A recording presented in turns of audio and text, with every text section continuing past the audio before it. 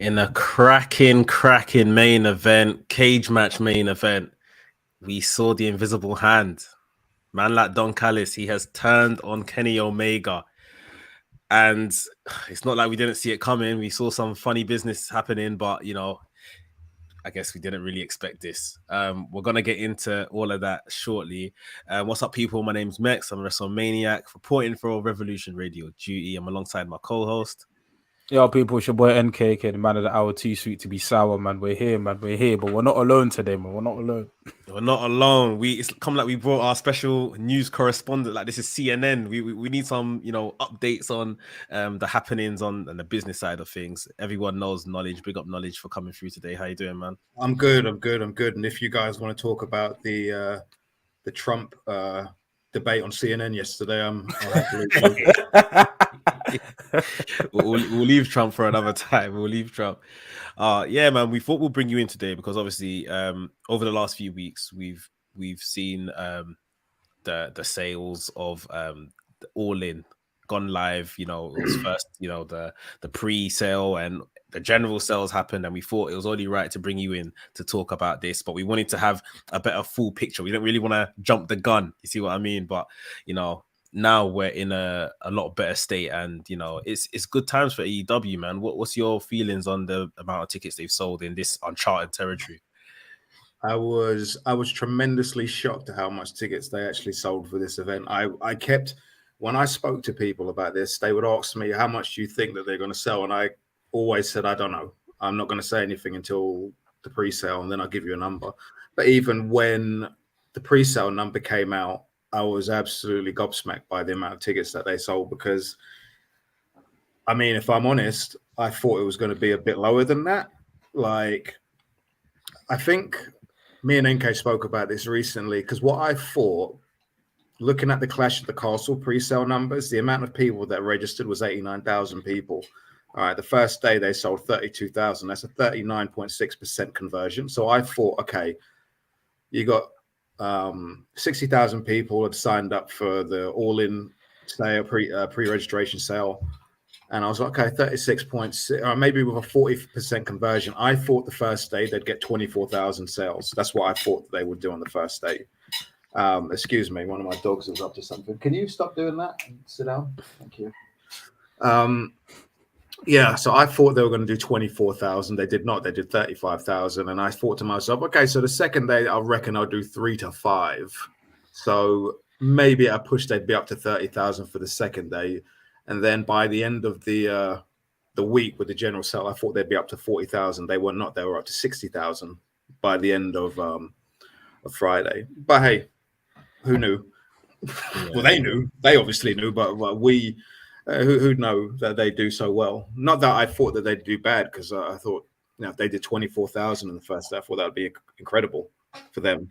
But they did they far exceeded my expectations. And yeah, this is going to be one of the biggest wrestling shows in history. This is already the biggest non-WWE pro wrestling show in history in terms of attendance and gate. So you're looking, you guys are going to be there. It's going to be history. It's going to be history, and I don't know what the card is going to be, but it's going to be an absolutely fantastic event. And whether or not they do it again is something that they can worry about later on. But right now, yeah, Tony Khan should be really basking in the ambience of this success, because he's done something really special here.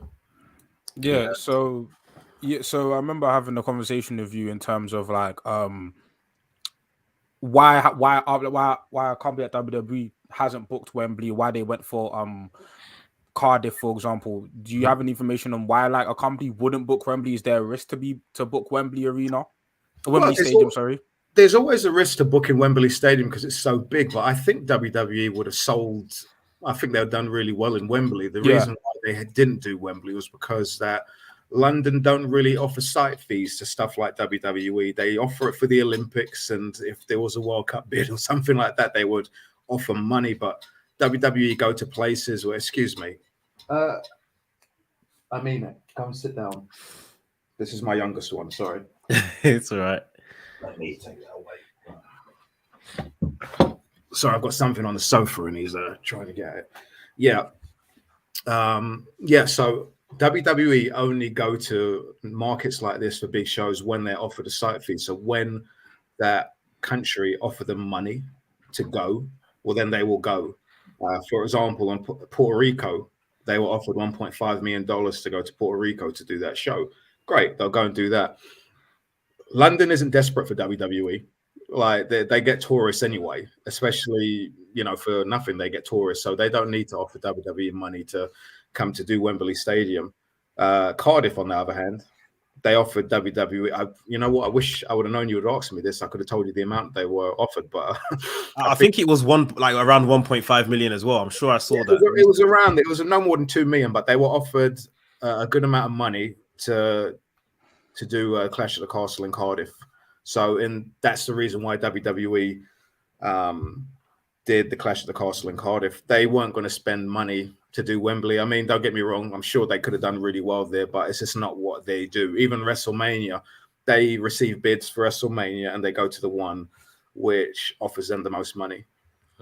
That's just what they do. And SummerSlam nowadays as well. And the Rumble, excuse me. So you got the Rumble, you got SummerSlam, and you got WrestleMania. You got all those shows that they need to receive site fees for. Otherwise, they're not checking for you. Crazy. Yeah, I think, I always felt in my heart, because I was very adamant about, I don't want to see them pick some 20K, 30K venue in London. Even with WWE doing Money in the Bank here, I was vexed at the size of venue they're picking when they could definitely do a lot more. So I'm happy at first they backed themselves. And even then I still said, okay, 50 to 60K in Wembley with a stage and this, that, and the other is still respectable for AEW. But we're north of 60K already. And, again, we can't help but say and point out that this really all started from a man saying they couldn't do 10K. And look where they are now. Like, now they're doing 60K out of the country. Like, it's incredible. And, as we were saying, the good times almost keep on rolling, because now we're hearing the stuff on the TV deal side of things. What's the latest with that? All will be revealed next week, Wednesday. So next week, Wednesday, I mean, this is a massive period for AEW. Absolutely massive period. Obviously, they're leading up to all. You've got Double or Nothing coming up, and then you've got Forbidden Door, and then you've got All In, and then following that, the following week, you've got All Out as well. So you've got an absolutely massive summer coming up for AEW, and then added to all that, you've got the news of the new TV deal, which I expect to be announced next Wednesday. Warner Brothers Discovery have got their upfronts next week, Wednesday, start about 10 o'clock. So what the upfronts is that's when Warner Discovery, they show the potential advertisers the upcoming fall schedule. They let everyone know the new TV shows that are coming out. They also let them know the expectations for these TV shows so that they can potentially sell advertising. And it is on that day, it is expected, and I'm not saying it's going to happen, but this is what is expected, that Warner are going to announce their new television deal with AEW. There are numbers floating around. I mean, I'll say the numbers because the rumors are out there, but I've been told 5 years from $200 to $250 million a year, which makes that over $1 billion. Which is, absolutely incredible if that is the case. Obviously, that, from what we understand, that will encompass Dynamite. It will have Rampage. You've got the new Saturday 2-hour show Collision as well, which will be Saturdays 8 to 10 on TNT, I believe. Yeah. And it also will include the archives for the Max streaming service. And apparently it will also feature the pay-per-views as well. So the AEW pay-per-view shows will no longer be available in America on pay-per-view television. They will be exclusive to the Max streaming service, similar to what WWE have with Peacock. So would that take effect like immediately, or would that take effect maybe post Double or Nothing? I would expect that All In may be the first show. And the reason why I say that is because I've seen Forbidden Door advertised on pay-per-view. So I believe that if this is the case, Forbidden Door will be the first show, because there's nowhere advertising-wise that advertises All In on pay-per-view. It's all got the 100-year anniversary of Warner Brothers branding on it, and the 100-year anniversary of Wembley as well. It's got all that branding on it, but no pay-per-view. Yeah.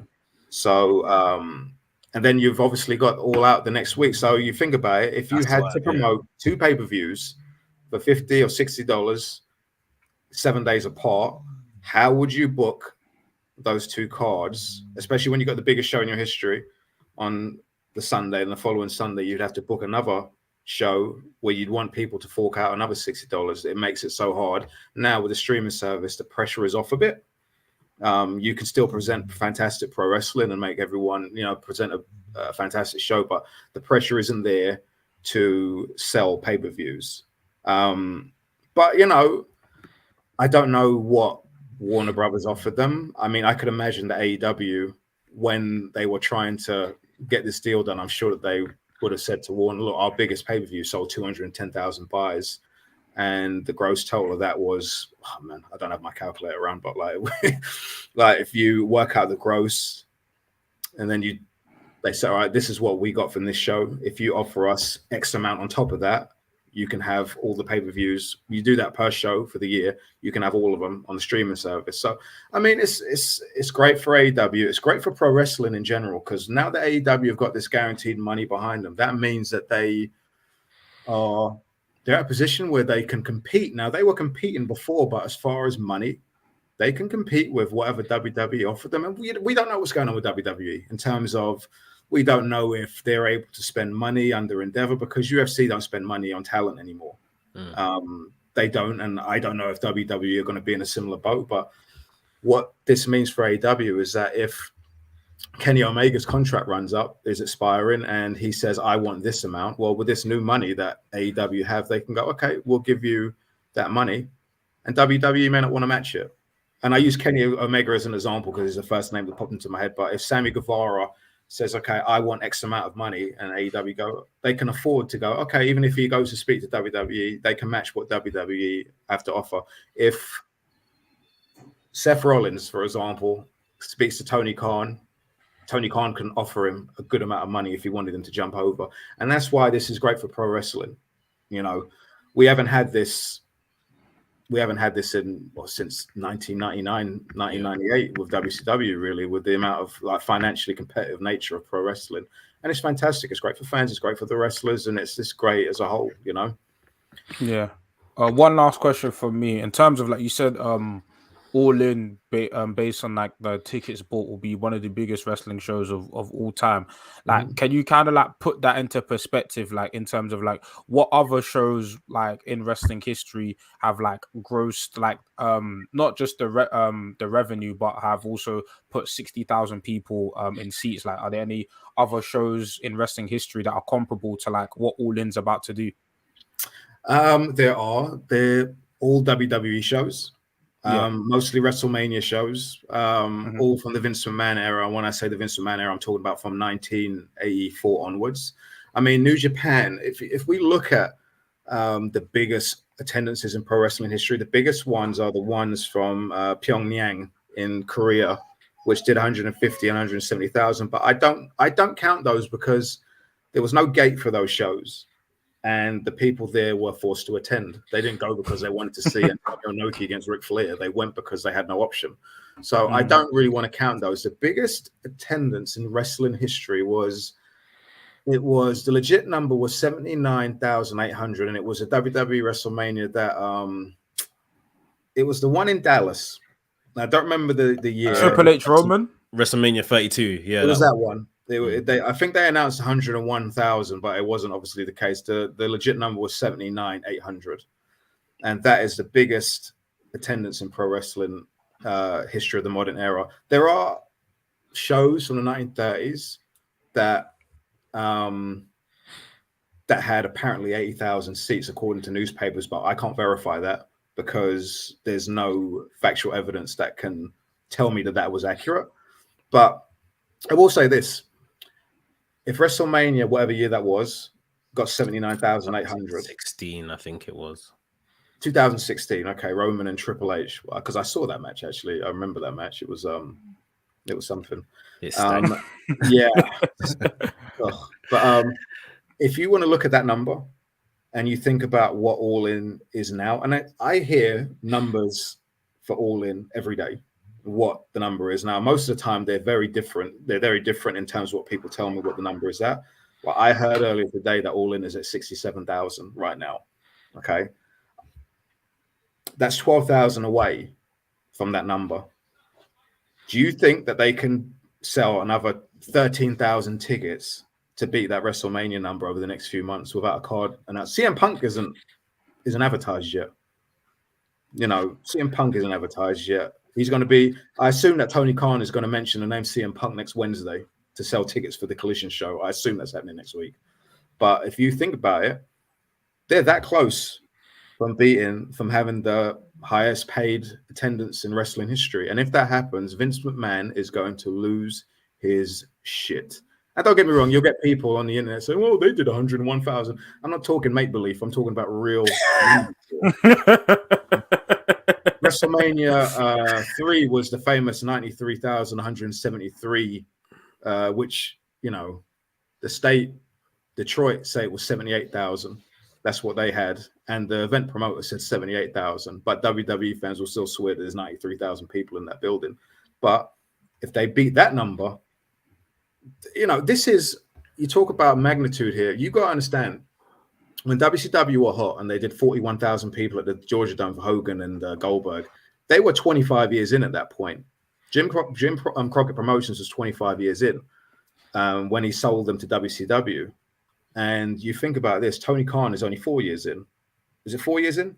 Yeah, this is the fourth year. Yeah. This is the fourth year, and they've managed to do this. And it's, you need to give the guys credit. Now, I'm skeptical of TK and his booking. NK will tell you, these last few weeks of Dynamite, not yesterday's episode, but these last few weeks of Dynamite have killed me, bro. Like, they have just finished me off. Like, I hated these shows.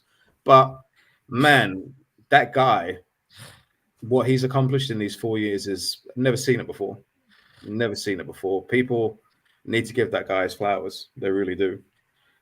Yeah, it's one of them ones where obviously he's from a well-established business family, and he has studied it. He's a student of the game 100%. He's seen obviously the pitfalls from Vince, and I guess at the same time how to do business properly. So it doesn't surprise me he's doing as well as he has. The speed of where he's getting to over, like we're saying, 3, 4, 5 years now, that's what's definitely commendable. But yeah, people have been wanting this difference in pro wrestling, this shift, this release of the monopoly. So I'm not surprised people are supporting it. Obviously mentioned the amount of people that bought tickets already and how many more they can sell possibly to reach that number, to equal it. I'm just thinking, for sure, everyone that 100% wants to go has bought a ticket now, regardless. Yeah. So I would like to see them reach about 70K, and if they can push it, I'm just not sure how many. We know CM Punk is as a factor. We don't know how many other factors can really push them towards that number. That's I think that the people that want to go have already got tickets. So now you've got to try and lure in those people that hate that they hate AEW, or not hate AEW, but they're very critical. They're WWE fans, and advertising CM Punk, for example, the thought of CM Punk in the UK for the first time since I think it would be 2013, might be enough for those people to be like, okay, I'm going to buy a ticket to this show. I'm going to spend 40 quid on a ticket and come to this show. Can they sell another 12,000 seats? I think over time they could. I'm not saying they're going to do it, but I think there's definitely a chance that they could, because you think about it, there's 3 months, there's over 3 months to go here. And, we've still got some big shows for them to build up. And I mean, you've got the angle yesterday with Don and Kenny, which I'm sure you guys will get into later on, which I think is building up to potentially one of the key matches at All In with Ospreay and Omega. And I think that was, not the start of it, but I think that was the boost that feud kind of just to kickstart it again. Yeah. But I mean, it's an exciting time right now. I mean, what are you guys doing for the weekend? Because Rev Pro just announced the Copperbox show on the Saturday. Is you guys going to that, or? I reckon I'll be there. You'll be there. Yeah. Yeah, Yeah. I plan to be like very that just and even just the fact that like there's a lot of different shows on that weekend. It Mhm. kind like it feels like that So what? whole So NK, what is happening on that weekend? What shows have we got? so I think we've got Rev Pro. I think Progress are doing the show right that weekend. Progress in the Fight on Saturday. So Yeah, Progress yeah, in the Fight. Can you hear that? It's one of yeah, my dogs. yeah, You got Progress in the Fight on the Saturday, yeah. and you got Rev Pro on the Saturday as well. Okay, now Mm-hmm. nothing that I know of is announced on the Friday. Mm. So Friday's an empty space, but no one's really spoken about this. But I'll say it here now. I'm waiting to find out what happens with Collision on the Saturday. Now I've asked around about this, and people in AEW are very quiet on it. And I just want to know, are they taping Collision on the Wednesday, or are they going to do it in London on the Saturday? And if that's the case, it's got to be Wembley Arena because logistically that makes sense. It's the only thing that makes sense. They can't go to O2 because it's too far away. And I think WWE have got exclusivity on the O2 when it comes to wrestling anyway. And they've got the Fan Fest in Wembley on the Saturday. So logistically, Wembley Arena for Collision makes sense. But I'm waiting to hear some information on this because if they're doing Collision on the Saturday, I don't know if I want to buy a ticket to Rev Pro because I don't know. It's there's a lot there's a lot going on here. There's a lot going on. Yeah. I'm sure we'll come to know in due time and be able to schedule ourselves and know where we're gonna be and people we want to see where they're gonna turn up and stuff. But as we've all been saying, man, it's a great time for wrestling fans. It's a great time for the business, and looking forward to it. Like you just can't help but think what it's gonna be like when that show kicks off, when the likes of an Orange Cassidy's music hits or the Elite their music hits. Like it's gonna be Moxley's music or Kota Ibushi or any of these guys that are going to be booked on the show. I expect Ibushi to be there. I tell you what, when Kota Ibushi walks out of there, if there's a wrestler that'll make my son cry, it'll probably be Kota Ibushi. He's 8 years old and he's already talking about going to Japan to train in the dojo with Kota Ibushi. excellent. But you have to manifest.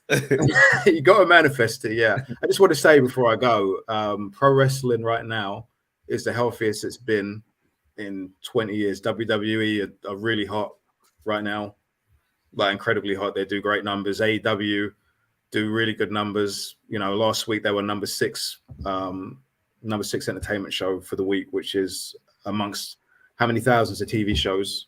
For them to be number six is incredible for a start, because you get these grifters on their podcasts and you get these people that can't get jobs with AEW that go on their platforms and say that AEW thinking and it's this and it's that. And it's just like, and people believe it because, people that were on television once upon a time will say it. So regular people believe it, but, there's no evidence that indicates that that's the case. And if you pay attention or use Google, you can work out exactly what these numbers are. And I just want to say it's super healthy right now. It's super healthy. New Japan, they're coming back. They're booking right now. Booking. We can excuse the pandemic and stuff like that, but they're doing really well. And I hope the independents come back as well. But we're good right now. Wrestling fans are eating right now. Love it. Knowledge, thanks for joining us, man. Surely we'll get you on another time to give us these updates. But yeah, man, appreciate you for coming through.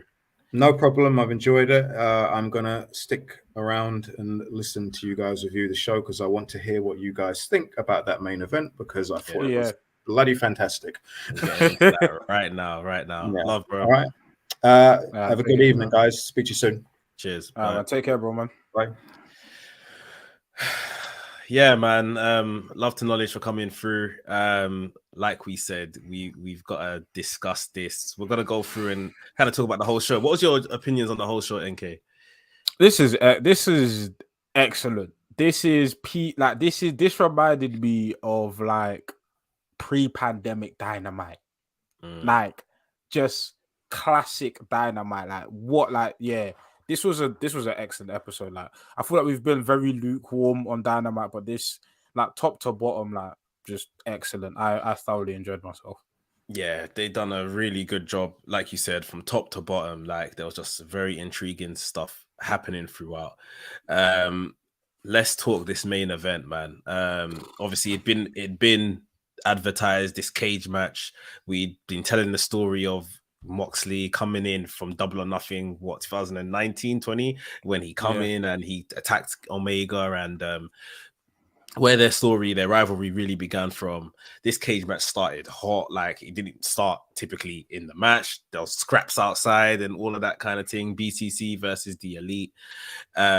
We finally got the visual, which I thought was great, of Omega welcoming Moxley into the cage, because, you know, we know Moxley's the one that's on violence. So seeing like the table turned almost, I thought was pretty incredible. Then once their man were in that ring, yeah, all kinds of madness. Like, to go through kind of a spot for if you haven't watched the match, it is must watch. Really good stuff. I almost wish they had a bit more time, but obviously they had to finish off and do the angle that ended it. Early doors, we saw Omega go and get the chair, the barbed wire chair, and he was really laying into Moxley with those chair shots, which I'm sure Moxley would have been completely happy about and would have wanted him to do exactly that. You know, make this thing look as violent, as real as possible. There was a stomp onto the chair. We saw like blood coming from Moxley's back. There was one part which absolutely popped me, and I think it was when John Moxley was already bleeding from the face, and he went up to the camera in the corner and he kissed the camera and just a smile on his face. I said, this guy loves it, and I love him. Like, he was really on something. And yeah, I think there was something else that he done, that's like a drop kick with the chair sort of thing, a suplex onto that chair. John Moxley had glass in a little like wrapped up, poured out the glass as well. There's a couple moves where it fell back onto the glass and stuff. There was then the infamous V trigger through the cage. Like, that V trigger, it was, and the way they caught it like on the camera, I thought was brilliant. I was fearful when Omega landed.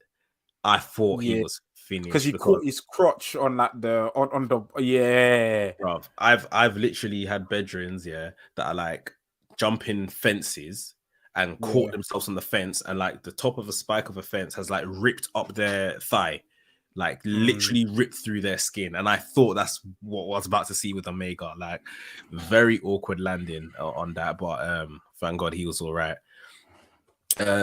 And then after that, I feel like Omega really got into himself and was really taking it to John Moxley. There was a Snapdragon suplex, and you know, like I said, there was a feed trigger before that and stuff. We saw Don Callis enter the cage. He took the screwdriver from Moxley, obviously, and you'll think rightly so. He's in Omega's corner. Shortly after, Omega hit Moxley with the one winged angel, and we see a one winged angel, you think it's done. Like, man don't kick out of that one. 1, 2, and out of nowhere, Callis comes in, big boar in his hand, stabbed my man in the head, Kenny Omega, and my jaw was on the ground. And the way they all sold it, like literally, Callis was like a villain, like, you know, looking at the crowd like, oh my god, sort of thing, like almost like it was out of body experience, like he didn't know what he was doing, what came over him. From there, Moxley got the win.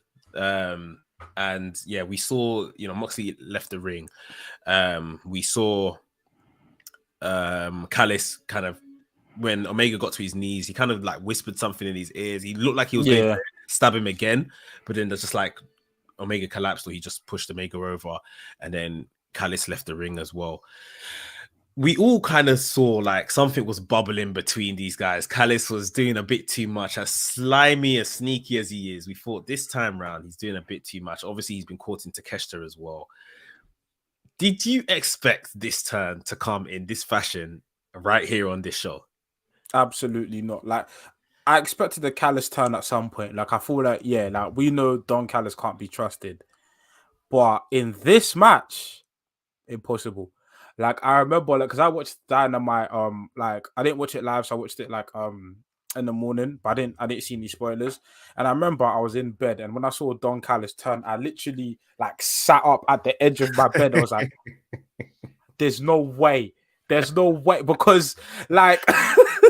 Because like the way the way it was staged, it was so perfect, because the only reason why Callis got into the ring was because the cage was left exposed from the V trigger, and then that's how he got into the ring. And we've seen Callis come save Kenny Omega multiple times, and the Blackpool Combat thing where they attacked Callis, like it was like a red herring, like, because it was like, cool, they've attacked Don Callis. There's no way Don Callis would side with the Blackpool Combat Club. And even right now, we don't know if he sided with the Blackpool Combat Club, because Danielson on commentary seemed very shocked. John Moxley seemed very confused at what was going on. And it's not like Callis walked off of Blackpool Combat Club. Like there was the spot you mentioned where he almost stabbed Kenny with a screwdriver. He said something to him. So I think it's a more personal thing between Kenny and Don Callis, that obviously Don Callis is probably taking advantage of like this whole chaos between the Blackpool Combat Club and Kenny, and betrayed him. And obviously, if you go on Don Callis's Twitter, he called himself the Invisible Hand, but like on his Twitter page, it's like the Invisible Hand, bruv. Which he says bruv a lot on AEW, Mr. William Ospreay. But in regards to the match as a whole, listen, that's what you call a main event. That's what you call, like, I think that's one of the best Dynamite main events, if not the best Dynamite main events. And this, I said this from early. I feel like I said this like years ago, maybe wrestling. I think like Kenny Omega and Moxie will be like a defining feud in AEW. And this is like the founders of the company, like literally at the big, like they said, the big angle at Double or Nothing, which was their first pay-per-view, was Moxley and Omega. The first feud in a big time feud was Moxley and Omega. If you talk about like Moxie's the most decorated champion in AEW, Kenny Omega's the longest reigning champion. Like these are the two, and even in an interview this week, Moxie and Omega both referred to the other one as the MVP of AEW.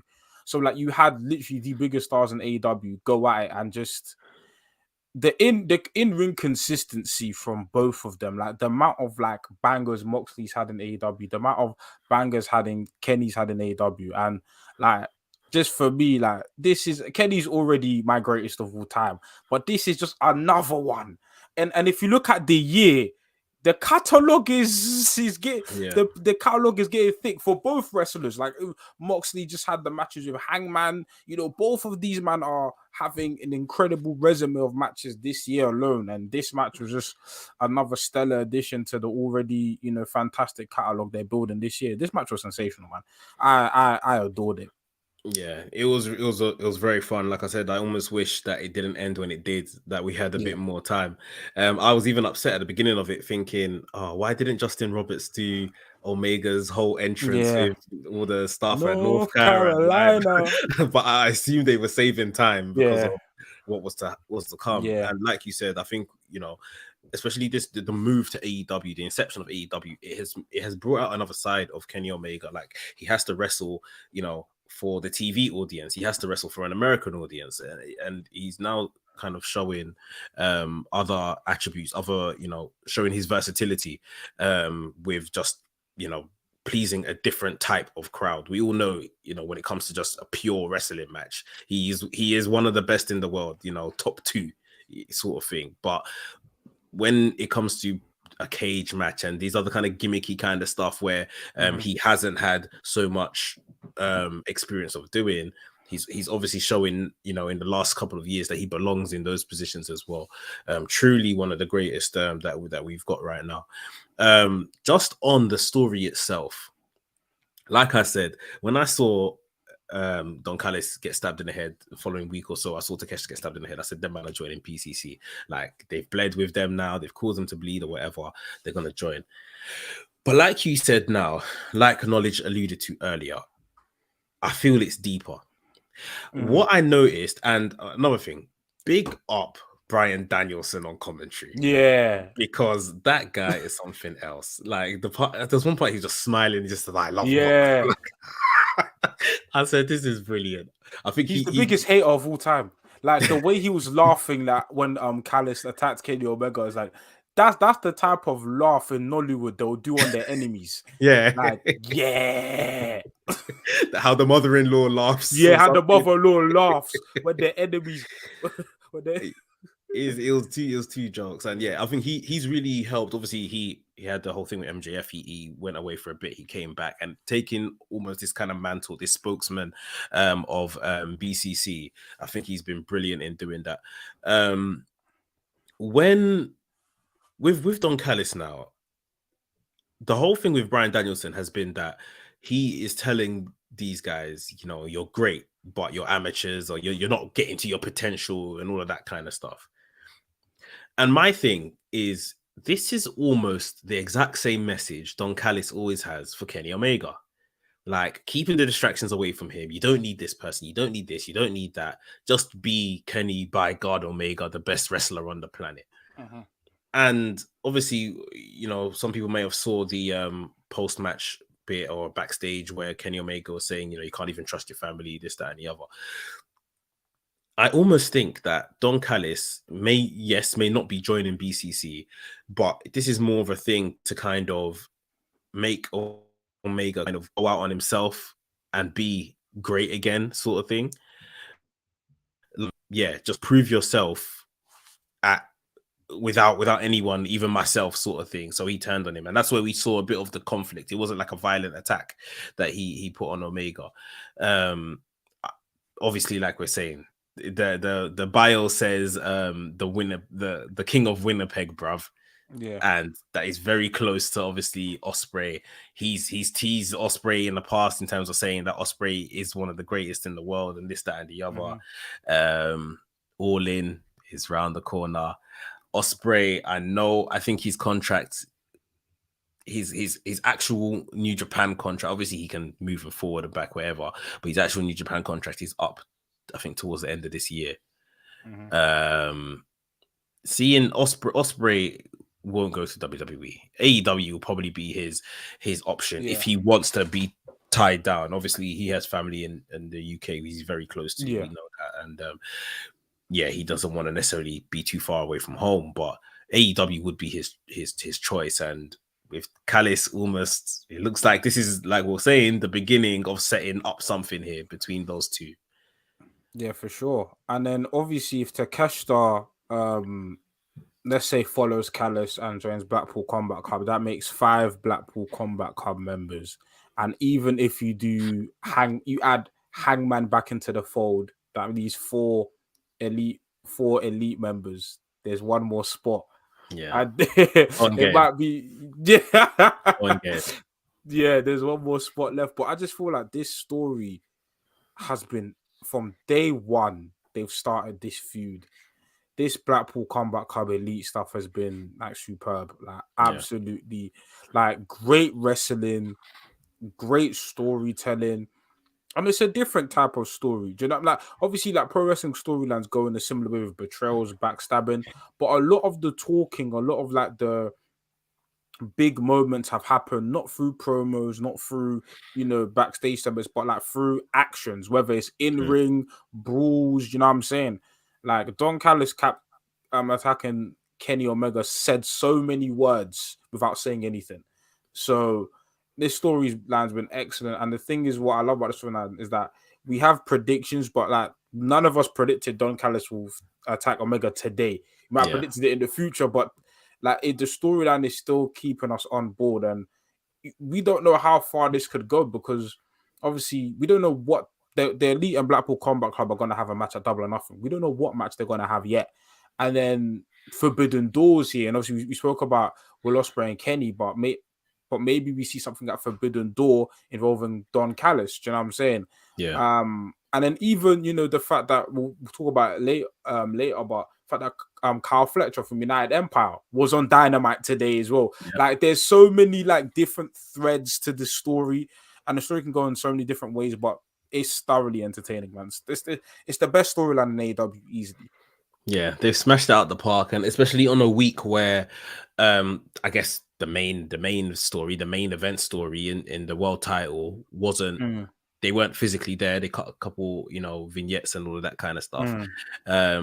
You really saw this story shine, get time throughout the show. They were building up to the main event. And then these man done their thing. And with this massive turn in the main event, it's all we're going to be talking about, dying to see Dynamite next Wednesday, along with obviously Mr. Khan's big announcement. So yeah, very, very, very good stuff, man. It almost makes me think, do you think whatever they're going to do with BCC and Elite at Double or Nothing, do you think it'll main event? No, because I think Tony Khan's big on tradition, but it's going to be like the people's main event. And that's no shade to like the 4 pillar stuff, because I don't thought that we'll get into it, but the stuff they did this week is good. But like, we're just dealing with like top tier storytellers, man. I mean, like the best storyline in AEW is unanimously like the whole Hangman Page and Omega stuff. And then you add people like Bryan Danielson, John Moxley into the mix, and you've got a recipe for perfection, because even the Blackpool Combat Club at its inception, when they had Regal, was cooking. Obviously it kind of went wayward towards them, but now they're like back in full gear. So it's like you've got like the best of the best seasoned veterans who are elite storytellers as well as wrestlers. Of course, like, this is going to be an angle that kind of takes all the headlines. And with the 4 pillars, they're majority of these guys, this is their first time in the big spotlight. Even MJF, like, MJF is ready, but this is his first championship on a major promotion. So, it makes sense. Yeah. It's good to see. And, like, as we're saying, these guys, whatever they're involved in, always feels like big business, always feels like a very important story. And what I love about the Elite, they are very generous with what they do. It's a lot of give and take. It's not just other people we've seen in wrestling history. Other people have been giving kind of creative control and all that kind of stuff. And it's just me, put myself over, make myself look amazing, blah blah blah. But they're very give and take with how they book themselves, make sure that other people are getting over and all this. It's very even, I would say. So. Yeah, man, big up this story. It was something special. Can't wait till next week to already see where we're going with this or what the next step is. For sure. But yeah, just to kind of run through the rest of the show and everything that happened. Show started with Claudio Castagnoli versus Rey Fenix, double jeopardy match. If Castagnoli lost, then Rey Fenix will get a chance at the Ring of Honor World title. If Castagnoli was to win, then Castagnoli and a partner can go after Rey Fenix's and Penta's Ring of Honor Tag Team Championships. Absolute banger.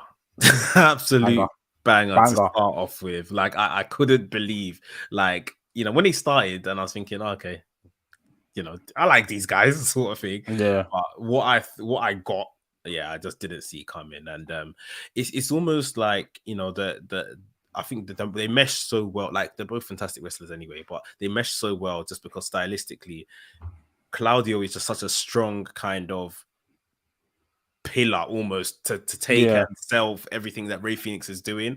And Rey Fenix is obviously just incredible in the ring. And I feel at a time where we're seeing a lot of luchadors get an opportunity in AEW, Rey Fenix came to the forefront last night and almost said, "You man can't ever forget me." Like, yeah. Because we kind of forgot about Phoenix for a bit. Because obviously we've had Commander, Vikingo, obviously Bandido, and obviously these men have been like doing Lucha Libre a massive service. But we can't forget who was there from day one giving us Lucha. And then Rey Fenix probably said, I got something to prove. Let me show these men who I am. And yeah, man, this would have been my match of the night if it wasn't for the main event. Like, I was like, this is excellent stuff, man. Like, and say what you want about Claudio's character, like, which is valid, but in those ropes, man, he's good, man. He's good, and these two just had the incredible chemistry, as you said. And yeah, man, it was. Do you know what? As much as the promo segments to start off Dynamite are okay. This is what I like. Just sometimes ring the bell. Ring the bell. Ring the bell and let these man cook. I hear it. Let these man cook. Yeah, man. This was great. Yeah, this was a very good match. We've been giving a lot of credit to Orange Cassidy, and I'm sure on this episode the credit's gonna keep on coming because he had another banger of a match this week. But giving Claudio this spot is it's the same kind of thing. Who you can rely on to really start the show off hot, and their placement of this was absolutely fantastic. So it was great to see. We had a backstage segment following this. Camera was panning down low and working its way up somebody. I personally thought it was Omega because I've seen Omega in that kind of drip with the shorts and the calf stuff. I said this is Omega. When it got to Miro, I was like, oh my god, Miro's back. Renee tried to get a word in with him, and he went into Tony Khan's office without saying anything to Renee. Later on in the show, we'll just cover it now. Thunder Rosa, similar situation. She says it's a good night to speak to Papi Khan. So she went into Tony Khan's office as well. We know what's coming. It's probably the announcement of this TV deal, probably the announcement of this new show. They're showing some guys and girls that possibly will be cornerstones of this Saturday show. I know in the past, Miro has spoken highly of CM Punk, and CM Punk has spoken highly of Miro. So, those two probably don't mind working together on this island that is going to be called Collision. But almost embedding this into a storyline, I think it's a very unique way of doing it. And I don't really mind. It is weird because we haven't seen anything like that before. They'll just say, this is a new show. They'll migrate people over there and no one will even complain. Though. That's how they've done it. That's what we're used to. But kind of saying, we've got so many people knocking on my door and all of this kind of stuff and putting it in a storyline. I like it. What did you think of it? Yeah, I loved it. It's kind of like, okay, we got that, and obviously this is due, our perception of these people is often dictated by like what we hear on dirt sheets or whatever, but it's kind of, these are like the bad sheep, like the people who have, but what they've done is like, okay, we're bad sheep because we don't like what we haven't been happy with Tony Khan, so let me talk to the boss and see what he's got for me, and then that can now present itself in a new opportunity for a new show, which is good, rather than doing that, let's do like a draft, or let's just randomly say these man are Collision exclusive for no reason. Be like, okay, you man don't like what we got on Dynamite. Okay, let's see what we have for you in Collision. So I liked it, and it was good to see these guys and girls again, especially Miro and Thunder Rosa. I thought Thunder Rosa is obviously, someone who kind of like, we've been very critical of her title reign, I think rightfully so. But she is a good wrestler, and I do think she deserves another opportunity, just another platform to showcase herself. And Miro, listen, we talk about a TNT title reign ad nauseum, but like Miro's TNT title reign was excellent, and we've seen even in WWE as Rusev that potential was there. So, and he's too great of a talent not to be on TV. So for me, seeing these guys and girls get a second crack at it is exactly what's needed. And on a second brand like Collision, which most likely be spearheaded by a guy like CM Punk, it gives them an opportunity to try again and under a new set of circumstances. Even though it's the same company, I'm sure Collision will be kind of its own thing, and we'll see how it goes. Yeah. I'll cover this all at once as well. Obviously, we had during the show the promo, the vignettes of the 4 pillars. I thought it was very interesting how the pillars like Jungle Boy, they included words from Christian, Darby Allin, they included word from Sting. Who was for Sammy Guevara again? Jericho. Yeah, Chris Jericho. And MJF had nobody. MJF was just giving his own account of how he's going to win and all that kind of stuff, which I think is very telling for the reign he's having. Any thoughts on this, on all the promos? I think the best ones were probably I liked Darby and Jungle Boys, but yeah, MJF one was flawless. It's MJF, but I liked Darby because it kind of explained like how he wrestles, how he wrestles. I like the fact that like the wild stuff I do outside of the ring, like dirt bike riding and all of that stuff, which looks mad. It looks very mad. But explains how he wrestles in ring, that kind of like high octane, full throttle, Caution to the Wind Wrestling. Yeah, I think this is kind of what we needed. I think we've done the promos in ring all the time, and now the vignettes were helpful. They gave a bit of insight to these characters, leading up to the pay-per-view. So overall, I thought it was a well done segment. And I really enjoyed it. Yeah. Yeah, I thought Darby's was the best out Yeah. of them. He really does come across as relatable more and more these days. Yeah. Yeah, I felt that was well done. And knowing Darby, he probably shot his himself and all of that stuff. Yeah, So probably. yeah. We had the segment where FTR were joined in the ring by the TNA guys, Sanjay Dutt and what's the big man's name? Satnam Singh. Satnam Singh, how can I forget? Jay Lethal and Jeff Jarrett. And the tag match has now been set. Mark Briscoe came out and said that, to stop all squabbles over who's friend and this he is. Basically he's going to be the special guest referee. We saw them start passing around tequila. And who was it? Sanjay went to down the tequila and spat it in Dax's face. Brawl broke out. Dax didn't know who he grabbed. He grabbed Mark Briscoe and actually pile drived Mark Briscoe. Everyone was shocked. Obviously, that might affect Mark Briscoe's allegiance when he comes to refereeing the match and stuff. We'll see how that turns out. But yeah, I'm happy we've these guys are going to get the chance at the tag team title. I think it's been coming. It's a interesting way of how we got here. We got the spin of the special guest referee on it as well. Good stuff. What do you think? Oh, this was just funny. It was very funny. It was a fun segment. This is, obviously rest in peace, Jay Briscoe, but this is kind of why I wanted the Briscoes on TV. Obviously, they're hella performers, but those Mark and Jay are entertaining, especially Mark. They're just funny. It was wacky, goofy. Some people may say, what our team, the caliber of FTR, doing something like this, which I get to a degree, especially given how much FTR wanted the titles and now they're doing this. But this is fun. Yeah. It's just good, wholesome fun. So, and I do like the fact that Mark Briscoe is special guest referee. I think this match did need a stipulation. If you were to just give me Jay Lethal and Jeff Jarrett versus FTR as a straight tag match, I wouldn't be on it. But the fact you've added you've added a special guest and Mark Briscoe, who's chaotic himself, kind of adds a different element to the match. And yeah, so fun. That's what I can say about it. Fun. Yeah, should be good. We had a backstage segment where Chris Jericho has some legal papers stopping Adam Cole from coming to the arena. Roderick Strong obviously stood in for his mate, and Roderick Strong got some legal papers stopping JAS from getting involved in a match next week. We got Roderick Strong versus Chris Jericho, so that should be interesting. And then that took us on to Tony Khan, obviously announcing that so much is happening in AEW right now. We've got a big announcement coming next week, which we've already spoken about. Most likely Collision.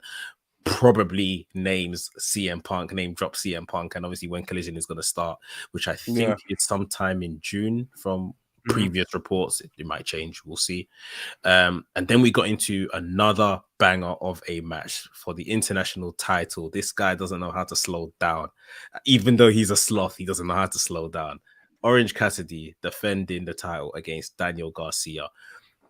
Incredible. It just keeps getting better for Orange Cassidy. I just feel like even with a competitor like Daniel Garcia, and I feel as well, I think we all maybe cringed a bit and died a bit inside when Daniel Garcia joined the JAS and all of that kind of stuff.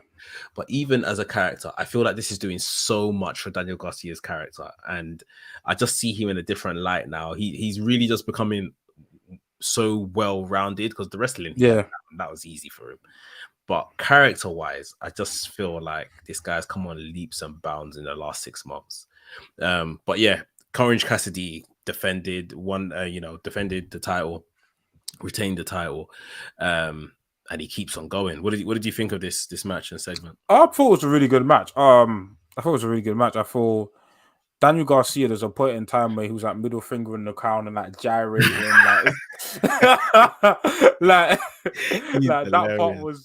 that part was hilarious. But then it's just it's become normal. Orange Cassidy has a great match again. Like it was another great title defense. Like it's Orange Cassidy, man. Like what a guy. What a guy. Like I'm gonna stick my yeah. neck out here and say Orange Cassidy loses it at Double or Nothing. But I don't know who to. But I just feel I'm looking at like obviously pay-per-view, I'm looking at possible title changes. Yeah. That is really the only title only that can one. change at this point. Not to say that they have to do it, it's just if they want to kind of do something new, then I feel like this is the place. By then he would have been, I think, maybe well into the 20 defenses. He already is into 20 defenses or so. So incredible stuff. You know, that's a great title. It's mad, and they're literally showing at him like every week he's busted backstage. He was telling Renee, "I'm tired." Like they're selling it. They're basically telling us it's coming. He's not going to be able to continue at some point, and the pay-per-view, but I just don't know who that person is going to be to beat him. Obviously, we saw the Carl Fletcher stuff. We saw the Carl Fletcher stuff, which either it's Carl or I'm thinking, will it be a New Japan guy? And we always talk about obviously all international, all Atlantic, and maybe the title going elsewhere. But I don't know. The Carl Fletcher for me? Carl Fletcher thing signifies two things. We spoke about obviously, the United Empire, Will Ospreay, Don Callis thing. But if it's now a thing where if they sell it like this, where it's like he's cleaned out most of AEW's mid card, now it's time for other people to start coming in, because already he's defended the title against Shibata. He's defending so it's time for other people from elsewhere to start having a crack at the title. So maybe, but I think, but I'd say I don't know about Double or Nothing, but by Forbidden Door, either on a Dynamite before or Forbidden Door pay-per-view, that title's going. Like he's not making it to All In as champion. There's no way he's not making it. I think he might lose it at Double or Nothing. Maybe they bring in some type of Japanese talent or New Japan talent, and he loses it to them. They can have it for a stint and then drop it back to an AEW talent at Forbidden Door. Yeah, I think that's a possibility. The Carl Fletcher thing, I think I was thinking at the time when I saw it, Carl Fletcher has a attempt at it, doesn't win. Mark Davis has an attempt, it doesn't win. And then we bring in Ospreay. Because maybe not to happen by Double or Nothing, but I think there is a lot in Ospreay. Depending on his booking, we still don't know where he's going and if they're going to do an Omega match at All In. But Ospreay walking into Wembley as international champion, I think there's a lot of weight in that. So wait, Ospreay walking into All In as internet. Do you think he might do a title versus title? Because Kenny Omega is still US champ. For US championship. Yeah, it's possible. It's possible because they can trust either guys to hold both of those. They could trust like both companies will be happy with either guy. Do you know what I'm saying? Yeah. I'm sure Tony Khan would love to. Obviously, New Japan have put the title on Omega because they trust him, but Tony Khan wouldn't mind putting an international title on Ospreay. I think Ospreay might be like the most in terms of like bookings on AEW. He's been booked on AEW a lot. Like even post Forbidden Door, because they had him in for the whole trios tournament as well. So there's clearly a good relationship between the two. Yeah, I definitely think that the Carl Fletcher thing is just okay. Like I think it's the red herring. It's like okay, he's gonna face it. Mark Davis will get a chance. No, but Mark Davis might do enough to further break down Orange Cassidy's body, being the big guy. And they got Jeff Cobb, they got Aaron Hanare, and if they want to go that far, they can. They can literally send the entire United Empire, and then final boss or Ospreay comes in and picks the bones and comes out with the championship down the line. I don't think that all that will happen by Double or Nothing, but down the line, I think that is very possible. But we will see. Orange Cassidy just continues to have a great reign with this title. We saw a Christian promo. Christian come out and got booed out the place by Detroit after going at them. To be completely honest, I couldn't really concentrate because I was just laughing so hard at Detroit, but I'm sure he was laying his claim for the TNT championship with Wardlow. How did you find this segment? That was heat. Like Like, no, like we talk about like he came out, and the thing is, like, if you listen to promo, like Christian was kind of fumbling a bit of his lines, but he's still a professional at the end of the day. So he got through, he powered through it. But just the amount of like, I don't know what it is about Christian, but this man just has the ability to make people hate him. Like and the thing is that there's heels these days where, yeah, cool, we don't like you, but you're kind of cool. You're kind of like cool. They have like even MJF has like redeeming qualities to him. Yeah. Christian, there's nothing. You're not hearing people cheer him. Even if he was to go back to Canada, I guarantee he's getting booed. Like Christian is just, yeah, man. He's a heel's heel. Like the promo, the content was fine. It was generic fare, but just the atmosphere and energy of that segment was excellent. I loved it. Just a heel getting booed out of the building, barely able to speak. That's what we need in wrestling. Make heels hateable again. Yeah, man. I hear it. There's too many of the cool heels. Yeah, and not man. enough just red hot, I hate this guy sort of thing. Yeah, I'm with you on that one. We saw this no holds barred match between Julia Hart and Anna Jay. I'm happy that these ladies got the opportunity on this show. They've been plugging away at this feud on Rampage. I saw something yesterday, I think it was, where people were saying that this shouldn't have made it to main TV, the feud, but apparently it has, because I can't remember how many weeks ago, whenever they put Julia Hart and Anna Jay on Rampage, like it drew the biggest like quarter or whatever on Rampage, so they gave it a go on here.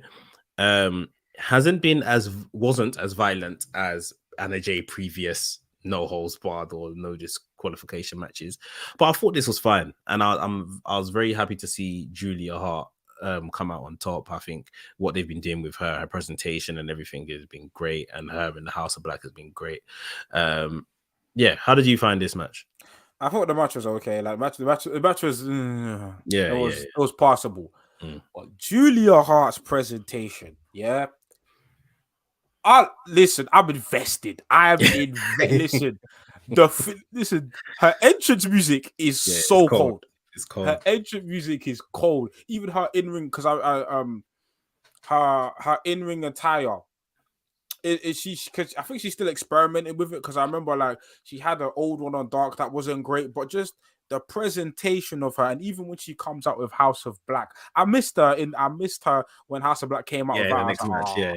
Yeah, but just the presentation's there. The work, it wasn't great. I'm not gonna sit here and lie, it wasn't great, but it was a nice change of pace.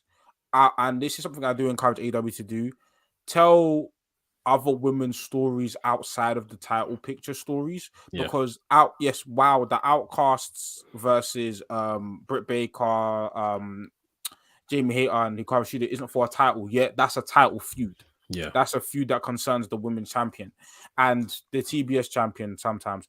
But just tell other stories concerning other different personal feuds. This is what I've always wanted AEW to do. So in practice, like I'm okay with it. In execution, maybe another feud, but they're trying to develop two essentially homegrown women stars in Anna Jay and Julia Hart. So I can't be mad at it too tough. But Julia Hart's presentation again, A1. Yeah, they smashed it. They've absolutely smashed it with her. They've got something there, and I think even we're just talking about the presentation here. With that alone, they've got something to work with her. So just keep putting her in the positions. Obviously, she's still kind of green in terms of wrestling. She with time she will develop. Moving on from this, we got into the actual trios match. So there's the House of Black open house trios match for the title. They were facing Best Friends and Bandido, who made the stipulation no witches allowed at ringside. That's why Julia Hart wasn't about. I love the fact that they've turned the trios titles black. Yeah, I love that. I thought that's sick. The titles look so different. I love it. Yeah, and obviously they conducted a match under like just this one spotlight with like some Beautiful. thing on the Titron. Just I love it. very good, I love very it. good. I don't know what it looked like for the crowd, The audience, the live yeah. audience, but yeah, us at home, I liked it. We saw, who we expected. The trios champions retain their titles here. How did you find this? Oh, I thought it was a great match, but again, and this is the one thing I've loved about Malachi Black even since NXT. When it comes to this man and presentation, Loves it. oh, this guy's meticulous. And Yeah. when the arena went dark, I loved it. The one thing I'll say, the crowd, next time they do a match, the crowd, turn your flash on. I need to turn your flash. No, because what I want, I kind of want a Bray Wyatt thing where it's like fireflies. Turn your flash on. Have the arena dark. Turn your flash on, because and what it does, it makes the House of Black's trios title reign distinct. Like, this is something we're always gonna remember about their title reign. And even like you said, they changing the title colors. It gives them a uniqueness. It gives their matches like a completely different feel and a different energy. Like when you go to AEW Dynamite now, you're not just gonna see like a great match from House of Black. You're gonna see a unique match and just the way it's presented. So that was an amazing touch, man. And this is what I'm liking more of in AEW, where it's like little things go a long way. Like little subtle touches in presentation go a long way to how we perceive. In terms of the match was good. Obviously, I think they were saving time for obviously the main event, but it was a nice, tidy match. Good stuff, man. But yeah, I'm a huge fan of House of Black. And I can't lie, I want them to have a title for a long time. At least to All In for me. Like I'm invested. I feel like they deserve an extended title run.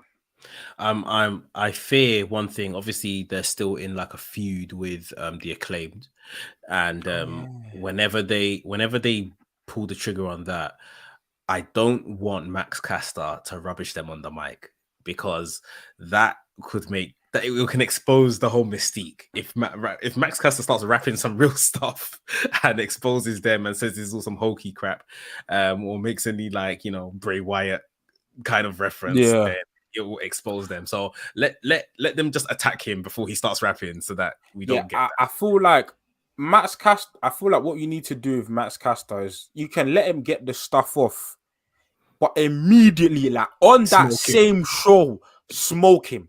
Like they need to come out like as soon as smoke him, like make him bleed. So it's like, okay, like you did it, but look at the consequences of your actions. Like they need to smoke him, because I agree they can't have Max Caster coming out on a weekly basis, calling these man Bray Wyatt, Fireflies, Funhouse, nonsense. No, you can't do that.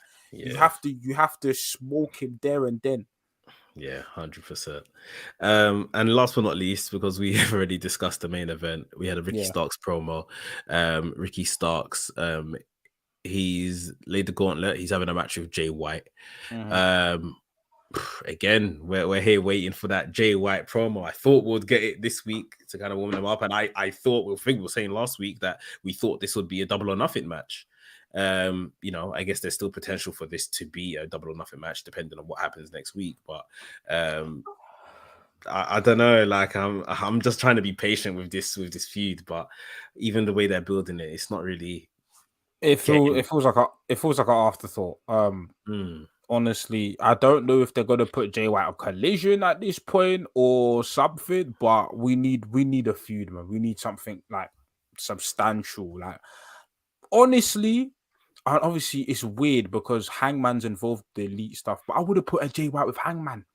Just immediately like put him with a guy that he's got history with, he knows, and we can kind of play. And they had a match at Forbidden Door, something you can play off. But obviously Hangman, I think he's still tied up with the whole Blackpool Combat Club elite thing, so I get why he's not available. And obviously Adam Cole's doing Jericho, but like people of that ilk, where they kind of come from the same background, you know what I'm saying? Where we need something. Yeah, we'll see. This Ricky Starks Jay White thing is what it is, but I just think the whole Juice Robinson thing messed it up. If they started as just Jay White and Ricky Starks and these men are cutting promos back and forth, I have no problem. But this Rock Hard Juice Robinson stuff is nonsense, man. It's not the one still.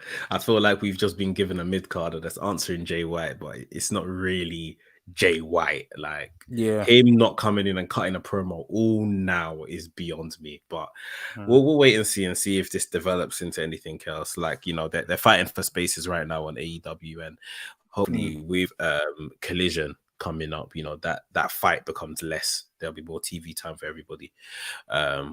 So yeah, man, that was Dynamite, and like we're saying at the top of the show, very, very good show from top to bottom.